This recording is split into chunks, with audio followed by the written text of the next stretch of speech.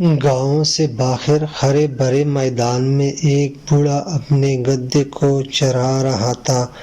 اتنے میں دور سے اسے شور سنائی دیا کہ آج دیکھتا ہے کہ دشمن کی فوج تیزی سے اسی طرف آ رہی ہے۔ یہ دیکھ کر وہ گھبرا گیا اور جلدی سے اپنے گدھے کو ہانکتے ہوئے دوسری طرف بھگانے لگا۔ گدھے نے پوچھا، اے مالک، کیا ماجرا ہے؟ مالک نے جواب دیا کہ دشمن ہماری طرف آ رہا ہے، ہمیں یہاں سے فوراً بھاگ جانا چاہیے ورنہ ہم دونوں پکڑے جائیں گے۔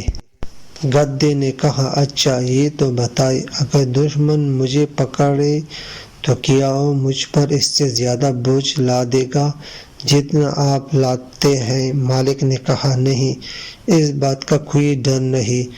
مالک کی یہ بات سن کر گدھا کہنے لگا، اگر اس بات کا ڈر نہیں تو پھر میں کیوں بھاگوں؟ مجھے کیا فرق پڑتا ہے، میرا مالک تو ہے یا تیرا دشمن، میرے لیے دونوں ایک ہیں۔ یہ کہہ کر گدھا وہیں کھڑا ہو گیا۔